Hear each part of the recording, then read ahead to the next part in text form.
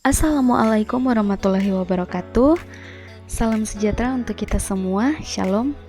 Berjumpa lagi dengan saya Novianti dalam pembelajaran Bahasa Indonesia. Materi yang akan kita pelajari pada pertemuan kali ini yaitu drama. Drama merupakan suatu karya sastra.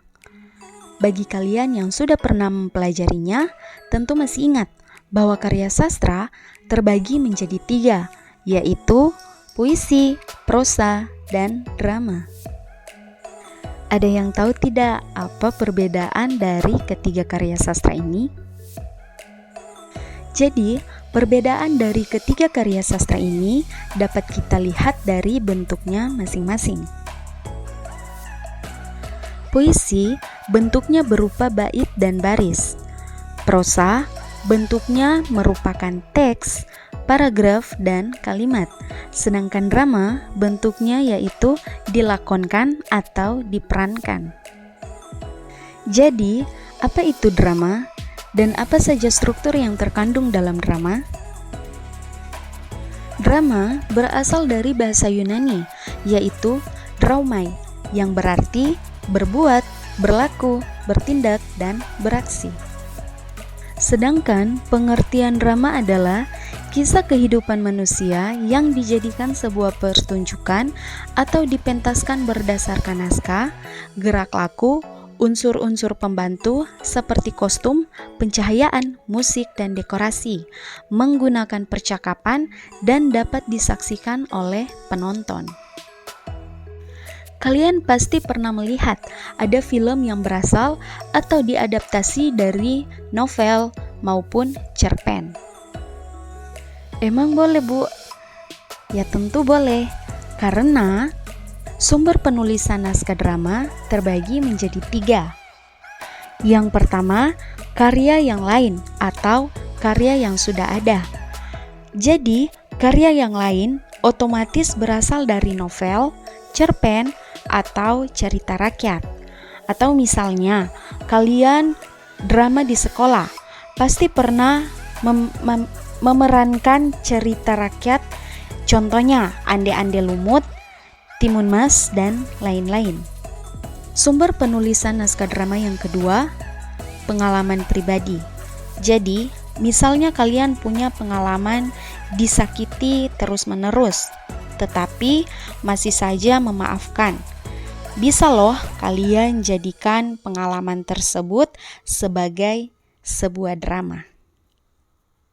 Sumber penulisan naskah drama yang ketiga yaitu imajinasi.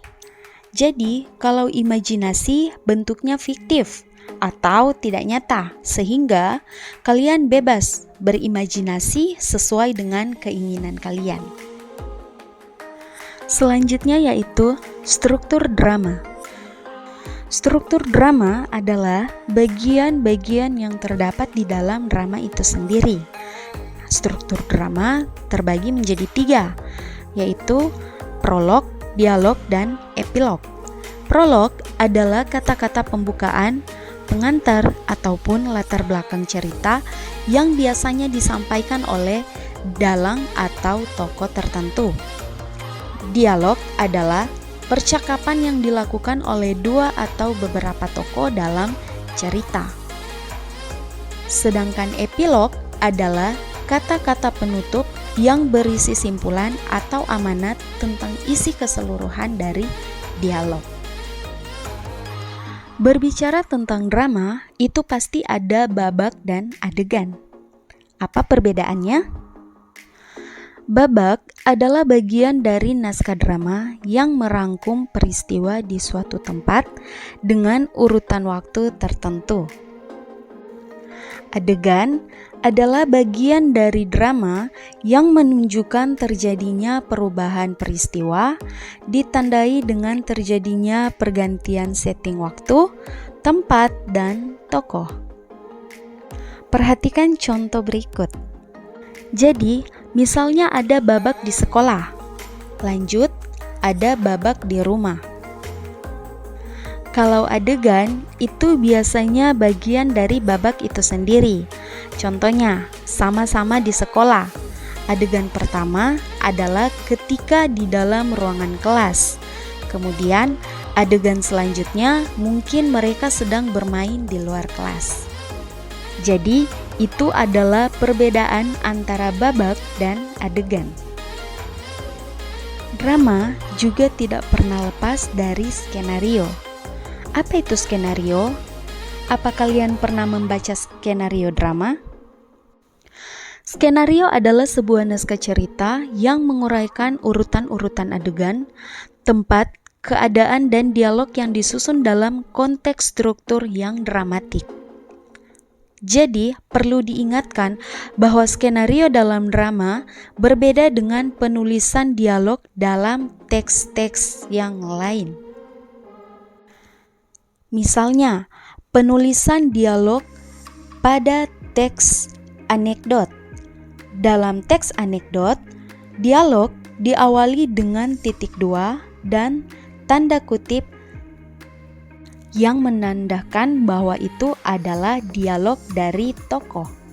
Tetapi, kalau di skenario, penulisannya tidak seperti itu.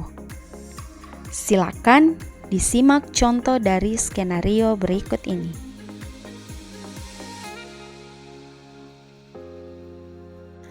Terkait dengan penyusunan skenario, ada 3 elemen yang perlu diperhatikan, yaitu yang pertama, tokoh. Tokoh adalah pelaku yang mempunyai peran yang lebih dibandingkan pelaku-pelaku lain. Sifatnya bisa protagonis atau antagonis. Yang kedua, wawancang. Wawancang adalah dialog atau percakapan yang harus diucapkan oleh tokoh dalam cerita. Yang ketiga, kramagung. Kramagung adalah petunjuk perilaku, tindakan, atau perbuatan yang harus dilakukan oleh tokoh. Dalam naskah drama, kramagung dituliskan dalam tanda kurung atau biasanya dicetak miring. Selanjutnya, kaidah kebahasaan drama. Yang pertama, banyak menggunakan kata yang menyatakan urutan waktu atau konjungsi kronologis. Contohnya, sebelum, sekarang, dan setelah. Yang kedua, menggunakan kata kerja yang menggambarkan suatu peristiwa yang terjadi. Contohnya, menyuruh, menobatkan, dan menyingkirkan. Yang ketiga, banyak menggunakan kata kerja yang menyatakan sesuatu yang dipikirkan atau dirasakan oleh tokoh. Contohnya, merasakan, menginginkan, mendambakan, dan sebagainya. Yang keempat, menggunakan kata-kata sifat untuk menggambarkan tokoh, tempat, atau suasana. Contohnya, baik, gagah, kuat, bersih, rapi, dan sebagainya. Sekian materi drama dari saya. Semoga video ini bermanfaat untuk kita semua. Dan jangan lupa untuk like, comment, and subscribe. Sampai jumpa.